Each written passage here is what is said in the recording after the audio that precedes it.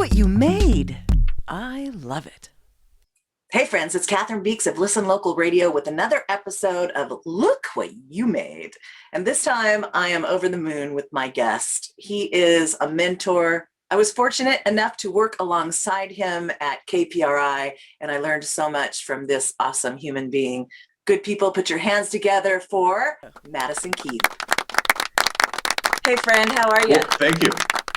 It's nice to be here. So you left San Diego, around 2015? And where did you go and what are you doing now? Catch us up. Okay, so in 2014, the radio station decided that they wanted to make some changes, which of course is their right. And we had met with a nice parting of the ways, and I wished them well. And then I ended up down in a little island called Roatan, which is in Honduras. And Roatan is they call it the Bay Islands, but there is technically no bay. Okay, so we're about 30 miles from the mainland. For years, Roatan was an island known for fishing fleets. They fished much of the shrimp that you would have caught, and now it's just become a tourist place. But there was a radio station here, and I had a chance to buy a radio station a lot cheaper than I could have bought in the United States, so I bought it. And I thought, gosh, this is going to be so easy to do. And it wasn't, and it isn't, but it's fun. So every day is different. I'm still doing radio. And a lot of the people that I worked with aren't. Right. And that's sad, because there's a lot of talented people who aren't working. And I kind of saw that coming. And I didn't want, everybody was like, why didn't you stay in San Diego? Why didn't you work for another radio station? It was because I didn't want to be fired from a radio station at my age, if you know what I mean. Gotcha. Which is, now that I'm 105, it's starting to creep up, you know? And I got lucky in San Diego. I had a 7-year run at Gannett. I had an 18-year run at KPRI. And I got to meet some great people, and we made some great radio. I thought that KPRI was a great radio station. Bob Hughes, Jonathan Schwartz did a great job. They surrounded it with people who like music and talent like you. I remember when you came in and replaced Astrid. You and Astrid are responsible for bringing the homegrown hour back after all those years, and yeah. And then you and Berkeley produced it, and that was something completely different. And I stay in touch with as often as possible. I don't get back often though, because frankly, it like I said, I thought this was going to be a breeze. And I ended up talking to Bob Hughes not too long ago. And Bob Hughes says, there's very little fun about business. and it's, and then, I thought, okay, 2019 is finally shaped up. Here comes 2020. It's going to kick ass. And I invested money I'd saved in a restaurant that I was going to open on the beach. Wow. Oh.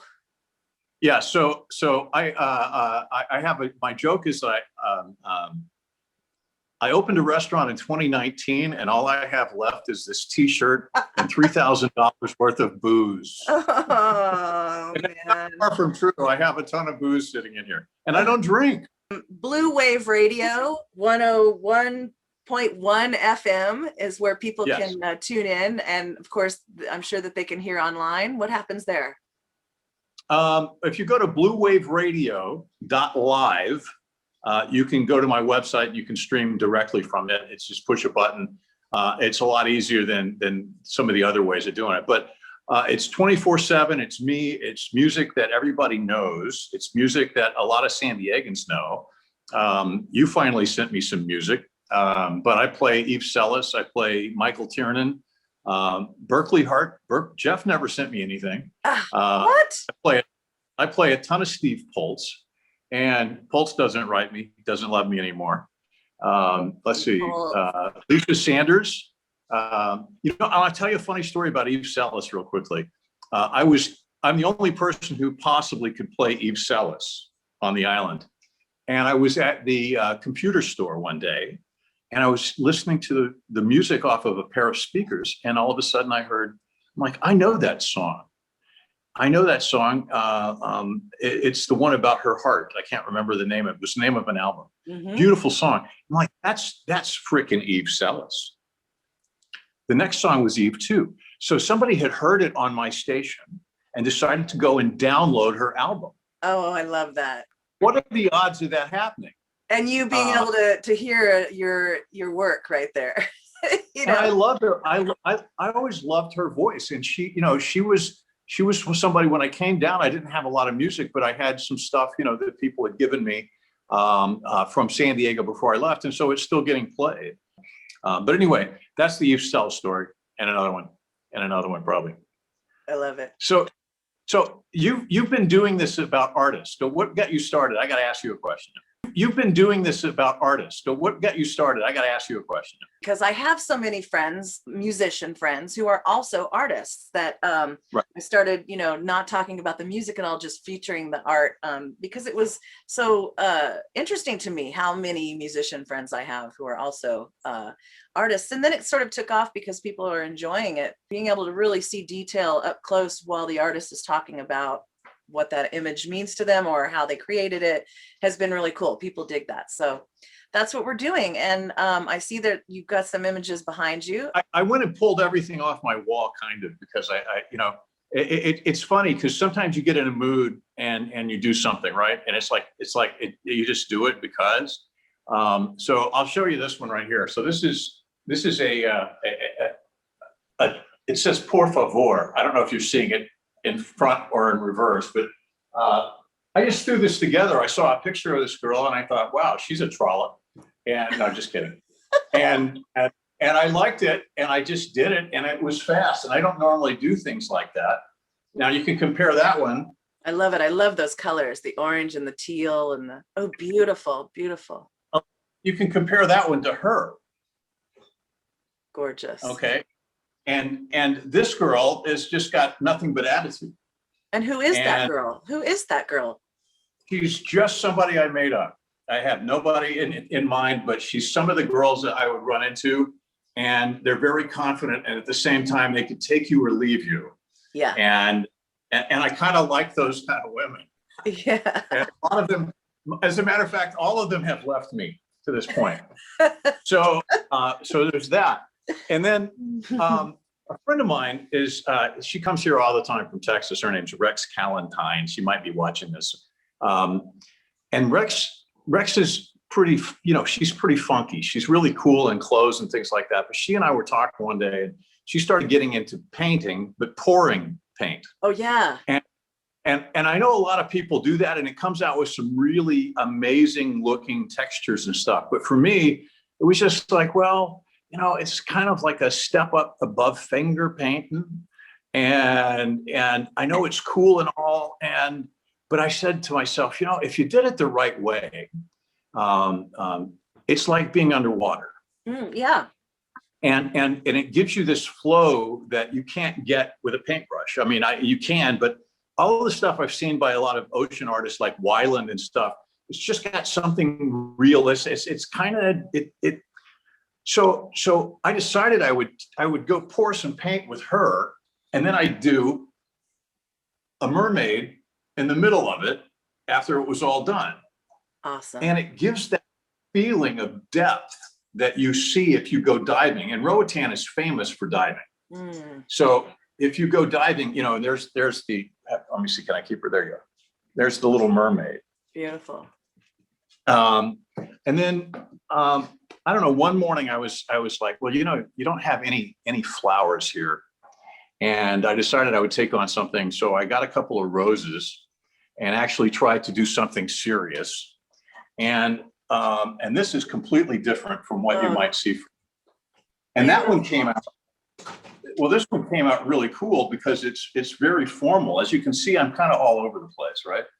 But I love the colors in it, and it works. And I'm really funny. I'm really big on color. Now, here in Roatan, you can go diving pretty much all year round. The weather's perfect for it. Even in the rain, you can go diving unless the waves are too high. And so I've had a chance to go diving. And one thing about the Caribbean is that there's an inundation of these fish called lionfish. Now, I don't have a picture of one, but they actually came from the Pacific side. And here they have no natural predators, okay? Wow. So for generations now, they've been breeding and they eat everything in sight, and they lay eggs, and the eggs are laid in a sack that floats on the water and hatches, so there's nothing that will touch them. And so they just proliferate. So people are trying to kill them as fast as they can. They taste really good, but they've got these spikes that stick out, and they're a gorgeous fish, but they're harmful to the reef and to the reef life. Bummer. So they had this friend of mine, his name's Buck Beasley from Texas, and he's going to do a lionfish rodeo and do money. And they did this before, and then the COVID hit, right? So they had to cancel it. But I decided I was helping them. So this is the Eat More Lionfish cow with scuba. And scuba. And I was really happy. It came out really well. I mean, it's obviously I'm copying it from it. And there's also 3 people that are in it in tattoos that passed away that are friends here. And I thought I would dedicate it to them that way. So now this one is a little bit, this is like one of my favorite kind of color things. This is an octopus that was inspired by a friend of mine who's really cool and into octopus. They are, and it's got a message in a bottle. And I was with her one time, and we were just talking and listening to music, and up popped Sting and the Police with Message in a Bottle. Nice. I thought that's cool. That works. So that's just a colorful kind of knockoff thing. I love it. This was done to celebrate the vagina monologues. I was gonna say, wow, that's beautiful. Yeah. It's thank you. It's got the butterfly in it. It's I've made many alterations to it to make it less vaginal.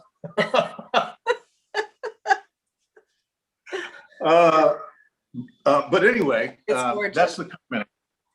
Now, one thing here in Roatan, you get to see lots of sunsets, right? Yeah. And so for a while I was painting sunsets until I was sick of them. Oh wow, that's gorgeous. Yeah, but thank you. And these are just all nice little acrylic things, and I happen to enjoy them. And this was when I first moved here in the house I'm in. This is the view from my front porch. Wow. And you can see the ocean from here. It's really interesting. The island is only 5 miles wide at its widest. Okay. Now, real quickly, this one is, they have these little things. They're like lakes. They're bays. They call them bites. And so this is obviously influenced by Van Gogh. But this is called Gibson Bight Starry Night. Oh, it's beautiful. And I love that it came out well. And one of the first things I ever painted was actually a copy of the Van Gogh Starry Night. That's gorgeous. And thank you. And then because of a friend who had taken a picture of their dog on the beach, and it was in silhouette, and because I'm from San Diego and I'm used to seeing the poster over and over again, I thought I would do a dog on the beach endless summer. Oh, I love it. It's really cool. It came out really well. I was very pleased. Cool. Great. Thank you. And I think that pretty much is everything I have in stock at the moment. Oh, wait, there's one. Okay, so let's see if we can see her. Okay. Oh, yeah. Okay, can you see her? I can see her. Beauty. Okay, so this is an ex-girlfriend who's a flight attendant. And if you get closer to it, you'll notice that, let's see, where are we? Don't know how the camera's working here. Okay. There is her hair. She's walking, and there's the moon of San Francisco. Oh, beautiful. Yeah, nice. Yeah, because I figured if she's a flight attendant, she's got to be flying somewhere. Yeah, that's gorgeous. And I won't tell you that. Thank you. So you know, we kind of, you know, I don't know how you are about writing songs, but it's like, what kind of mood are you in that day? Right. And I remember reading Vincent Van Gogh said the scariest thing for an artist is a blank canvas. And I guess it's like a guitar and a tape recorder, or now a digital recorder. Right. Okay, what am I going to record today? The beginning of greatness. That's right. Yeah. So, I mean, that's pretty much what I've got to show you. Okay. You know, And are these pieces, are they for sale? well, if anybody wanted to buy them, absolutely, I'd sell them. I have to pack them, roll them up, and then ship them to the United States by a friend who then mails them to you. Gotcha. So I've done that with a few pieces. Yeah, but any of these are for sale. Can people commission you as well? Sure. I'd love that. I like to do stuff.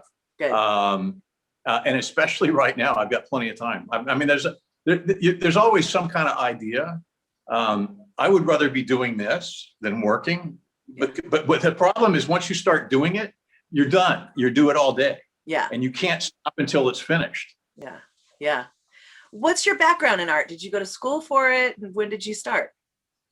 Well, I always was a kid with pieces of paper and crayons. And then I didn't take art classes in high school. I was too busy trying to show that I was a masculine jock. Yeah. So I was going to try to play football. And I played guitar and none of it worked out.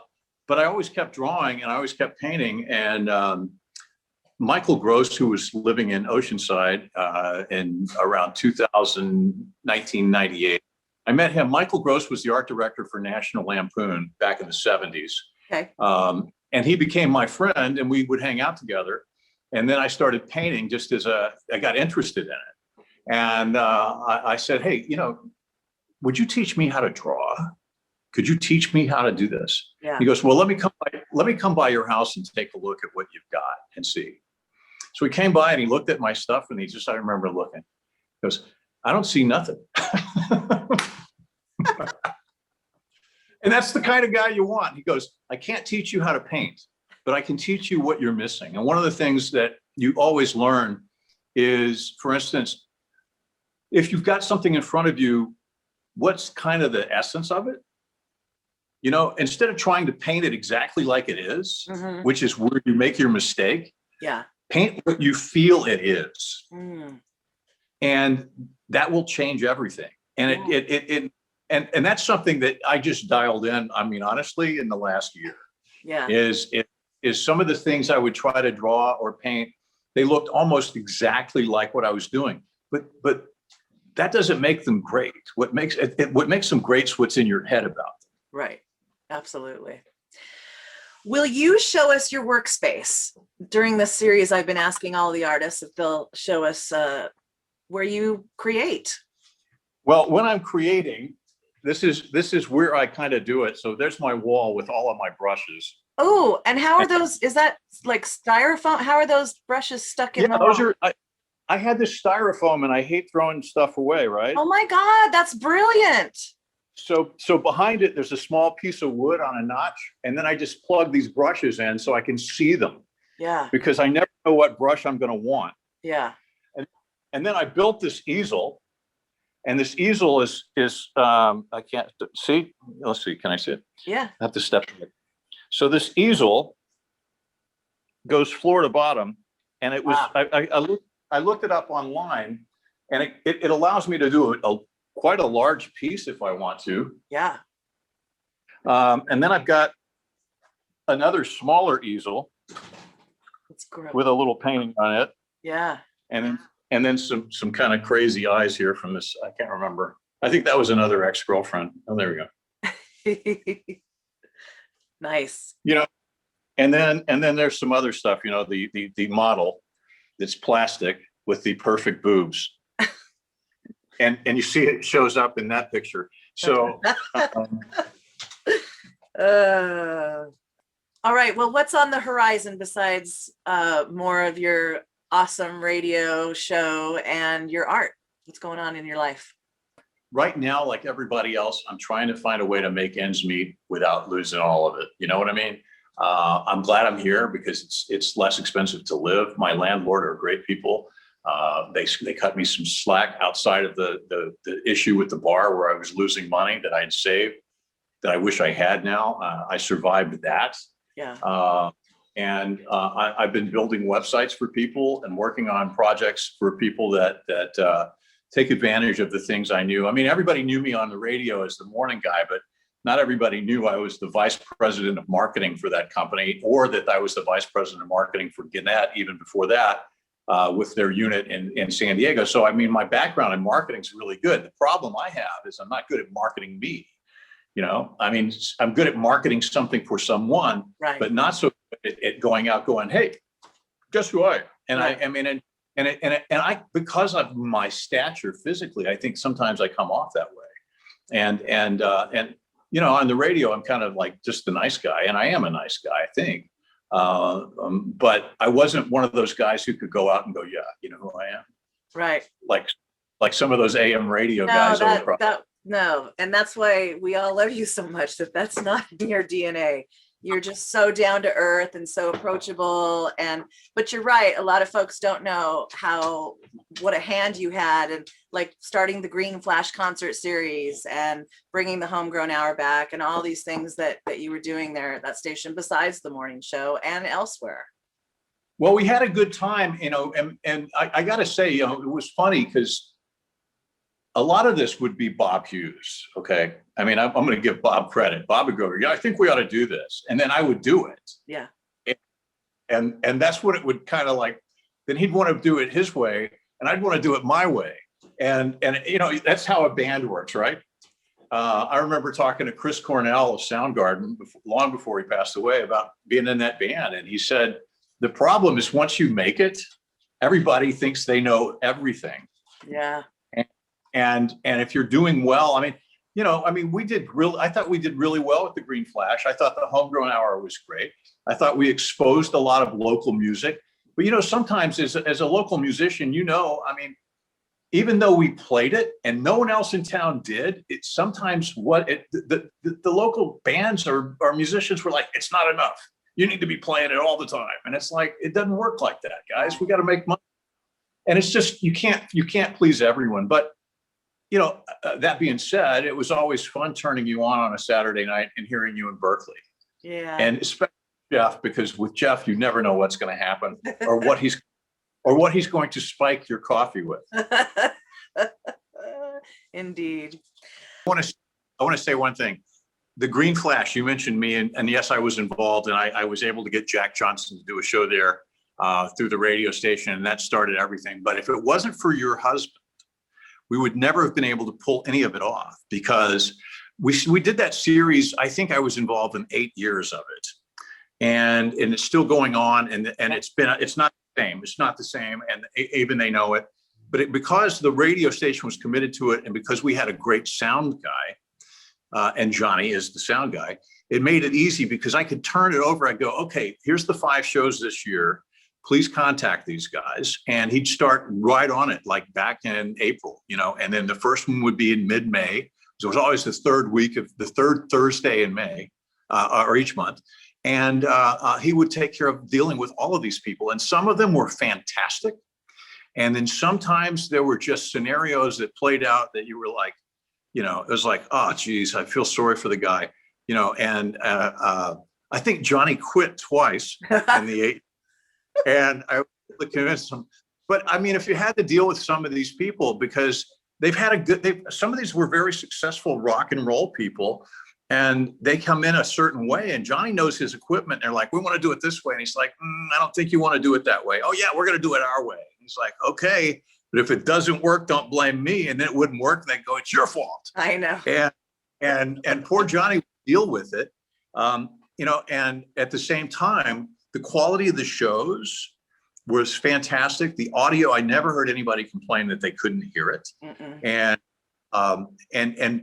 all of those little tiny elements. I mean, first of all, it was in an elegant setting, but second, if the sound's not right, yeah, it's not a show. It'll suck. And so, yeah, honey, I love you and I miss you, and I wish that we could hang out. So you guys have to come down here sometime, get out of your desert and get into an island. Okay, we'll take an island break.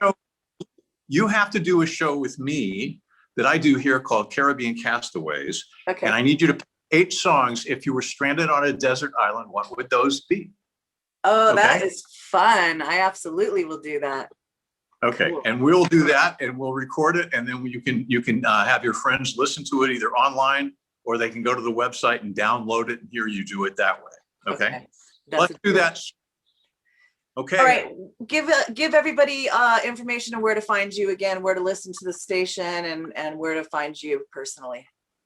Okay, so I'm in Honduras and Roatan, an island, and Roatan.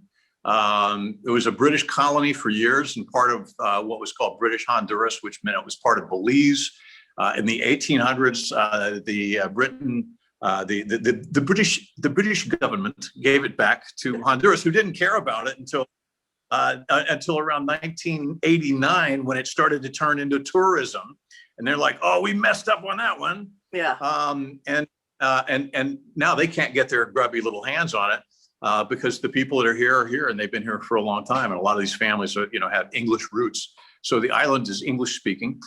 Blue Wave Radio, BLUEWAVE radio.live, because it's live. And you can hear me, and it's on 24 hours a day. It's a real radio station. So if you're driving around, you can hear it here, or you can stream it around the world. And it plays just a great deal of music that you're not going to hear anywhere else. Kind of like KPRI, but bigger, because KPRI, we had to be narrow with our selections. But play everything from a lot of reggae to, the deeper classic rock, to the pop stuff that you don't hear but you loved, to R&B. So it's kind of music that and there's not a song on it you won't like, because the music's just that good.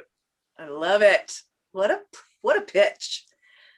All right. Well, thank you so much for spending this time with me. It was so great to catch up with you. I've been meaning to do this for a long time, and I'm glad that we were able to feature your art. I see it on the social medias, and I'm always so excited to just picture you out on the beach painting in your little island paradise.